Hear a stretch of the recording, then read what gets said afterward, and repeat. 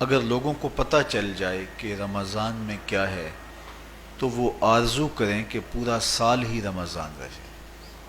اتنی برکتیں اور اتنی رحمتیں اللہ نے اس مبارک مہینے کے دامن میں ڈال دی ہیں۔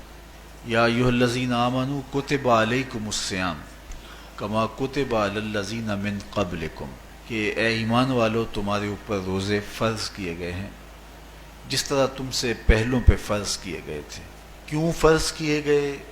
وجہ کیا ہے؟ لعلکم تتقون، تاکہ تم متقی بن جاؤ، تم پرہیزگار بن جاؤ۔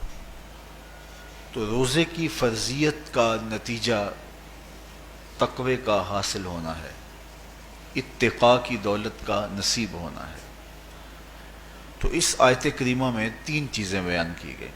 سب سے پہلی، اے ایمان والو تمہارے اوپر روزے فرض کیے گئے۔ پھر دوسری بات، جس طرح تمہارے سے پہلوں پہ فرض کیے گئے۔ اور تیسری بات، تاکہ تمہیں تقوی کا نور نصیب ہو، تمہیں اتقاء کی دولت نصیب ہو۔ تو ایک تو روزے کی فرضیت کا حکم دیا گیا، اور دوسرا یہ تسلی دی گئی کہ یہ بھوک اور پیاس کی شدت تمہیں ہی نہیں کاٹنا پڑے گی، تم سے قبل بھی لوگ یہ عبادت کرتے رہے ہیں، اور وہ اس مشکل عبادت سے تقوی کو حاصل کرتے رہے ہیں، اور تمہیں بھی ہم اس راستے سے تقوی نصیب کرنا چاہتے ہیں۔ علامہ حقی علیہ رحمہ نے لکھا ہے کہ ملک تحمور الثالث، یہ حضرت آدم علیہ السلام کی اولاد سے تیسرا بادشاہ گزرا ہے، اس کے زمانے میں قحط پڑ گیا تھا۔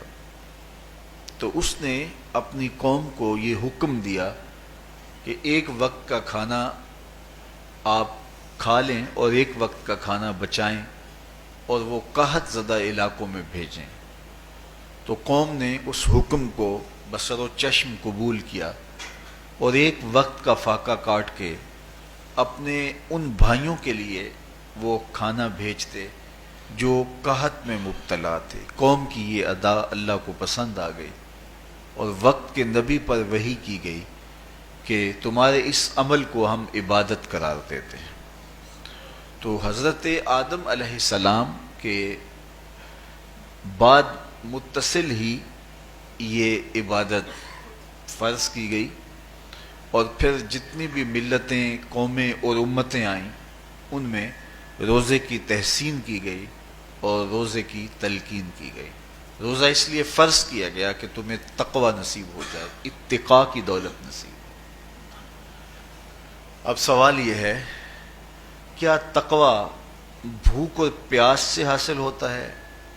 پیاس کاٹنے سے، بھوک کاٹنے سے کیا تقوی نصیب ہو جاتا ہے؟ صبح سے لے کر شام تک روزہ رکھنے کی تلقین کی گئی۔ یہاں ناروے میں اور مختلف ممالک کے اندر 20 گھنٹے کا روزہ ہے، اور ہمارے بھی یہاں 16-17 گھنٹے مسلسل شدت کی گرمی میں بھوک اور پیاس کاٹنا ہوتی ہے۔ اتنا طویل دورانیہ جو بھوک اور پیاس کاٹی ہے، اس کا مقصد رزق بچانا نہیں ہے، بلکہ وَيُزَادُ فِيهِ رِزْقُ الْمُؤْمِنِ، ماہ سیام میں مومن کا رزق بڑھ جاتا ہے۔